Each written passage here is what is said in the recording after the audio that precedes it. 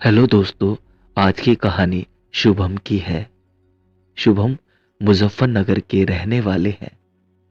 इन्होंने अपने साथ हुई घटना को साझा किया है। जब ये 8 साल के थे, तब इनके साथ एक खौफनाक घटना घटी, जिसे ये आज तक नहीं भूल पाए हैं। आइए इस कहानी को इन्हीं के पॉइंट ऑफ व्यू से सुनते हैं। हेलो दोस्तों, मेरा नाम शुभम है और मैं मुजफ्फरनगर का रहने वाला हूँ। जब मैं 8 साल का था, तब हमारे गांव में मेरे चाचा जी गन्ने का रस बेचने का काम किया करते थे।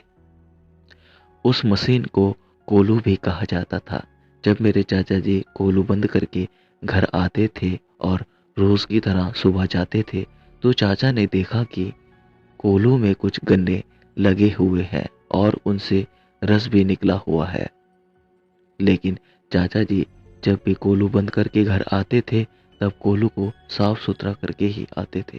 लेकिन ये नज़ारा देखकर चाचा जी चौंक गए। जब ये बात घर वालों को बताई तो किसी को यकीन नहीं हो रहा था। सबने बोला, शायद तुमसे भूल हो गई होगी, तुमने मशीन में गन्ने लगे रहने दिए होंगे और कुछ रस भी निकाला होगा। चाचा ने कहा, हो भी सकता है मुझसे भूल हो गई हो। लेकिन दोस्तों, ये सिलसिला यही नहीं रुका। ऐसा लगातार 3-4 दिन तक हुआ। जब हद पार हो गई तो चाचा ने बताया कि ऐसा उनके साथ 3-4 दिन से लगातार हो रहा है। ये बात सुनकर सब हैरान हो गए। फिर दादाजी ने चाचा जी से कहा कि आज से तुम कोलू घर पर ही खड़ा करोगे। देखते हैं कौन है जो ऐसी हरकतें कर रहा है और हमारे सारे गन्ने बर्बाद कर रहा है। उसी रात 2 बजे करीब, जब सब गहरी नींद में सो रहे थे, तब कोलू के चलने की आवाज़ें मुझे सुनाई देने लगी और वो आवाज़ें सुनकर मैं डर रहा था। मैं जागा और ये बात बताने के लिए मैं पापा के पास गया। जब मैंने पापा को ये सारी बात बताई तो पापा ने कहा, ऐसा कुछ नहीं है, तू जाकर सो जा। और मैं जाकर सो गया, लेकिन मुझे नींद नहीं आ रही थी, डर लग रहा था। अगली सुबह जब चाचा जी कोलू के पास गए तो कोलू बिल्कुल साफ सुथरा था। उस पे किसी भी प्रकार की कोई हरकत नहीं थी। गन्ने भी अपनी जगह रखे हुए थे।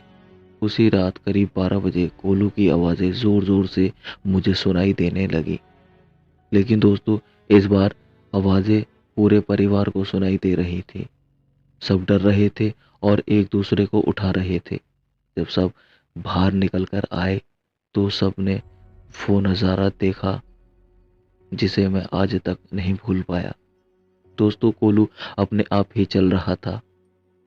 कोलू में गन्ने लगे हुए थे और रस निकल रहा था, जबकि कोलू के पास कोई नहीं था। ये नज़ारा देखकर सब घबरा गए और डर रहे थे।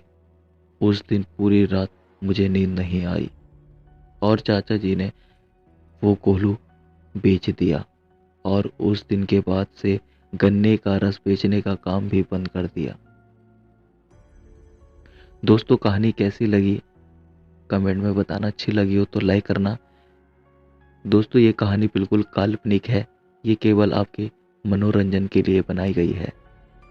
मिलते हैं नेक्स्ट मज़ेदार हॉरर स्टोरी के साथ। तब तक के लिए बाय।